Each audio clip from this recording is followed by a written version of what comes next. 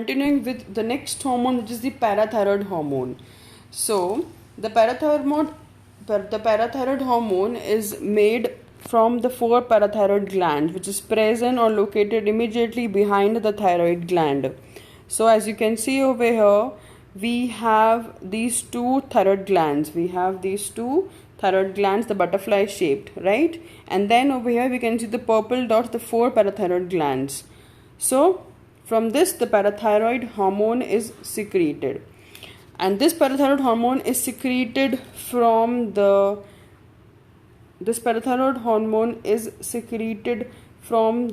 chief cells. It is secreted from the chief cells. The major hormone secreting the parathyroid hormone is the chief cell. Now, what are the effects of the PTH on the calcium level? So because it causes the dissolution of the bone.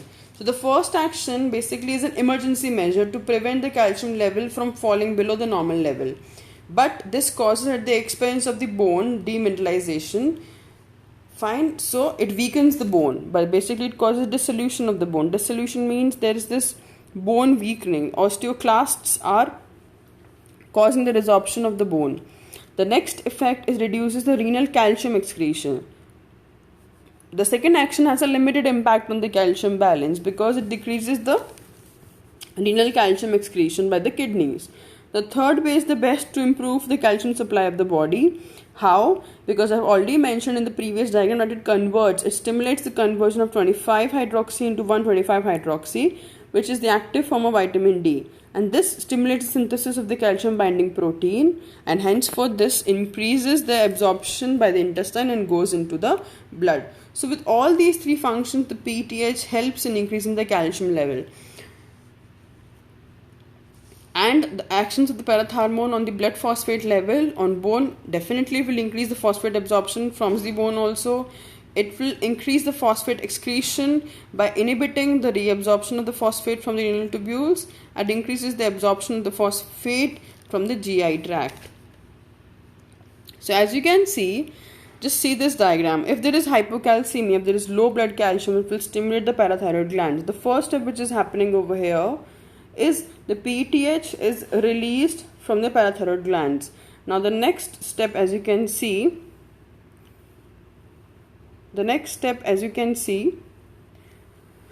is in the bone. The PTH activates the osteoclast, so the calcium and phosphate ions are released into the blood. The next is the intestine, increases the calcium absorption from the food. The next is the kidney, which promotes the activation of vitamin D and increases the calcium reabsorption. Now once it goes back into the blood, so these are some calcium ions. The black dots are the calcium ions, and the red triangles are the PTH molecules. So this calcium, all these calcium are going back into the blood, and this is helping in causing the rising calcium in the blood. This will henceforth inhibit the PTH release. Okay, this is how the PTH is regulated by the increased or by the decreased calcium level in the blood. Now, what do you mean by hypothyroidism? So hypothyroidism, it means that there is less amount of secretion of the parathyroid hormone, and because the parathyroid hormone helps in secretion of the increased amount of calcium in the body or in the blood. So therefore, whenever there is hyperparathyroidism, there has to be hypocalcemia. The causes, it could be surgical removal, or basically what happens during the previous times, whenever there was a surgery of a thyroid gland, during that surgery the parathyroid glands were also removed. So with this step is known as thyroidectomy. Okay. The main thing which happens in hypothyroidism or in hypocalcemia is the hypocalcemic tetany. Now tetany occurs whenever the plasma calcium levels falls below 6 mg deciliter from normal values of 9.4 mg per deciliter.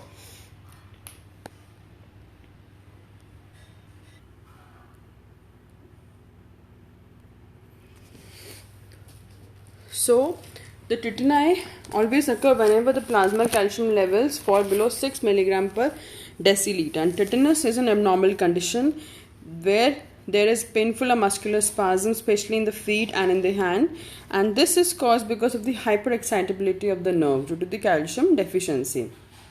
So the patient might feel some convulsions, there is headache, there is dizziness, there is not the patient does not know about its surroundings, there is hyperreflexia, and there is carpopedal spasm. Especially there is, if you know, we have some carpals and metacarpals joints in our hand.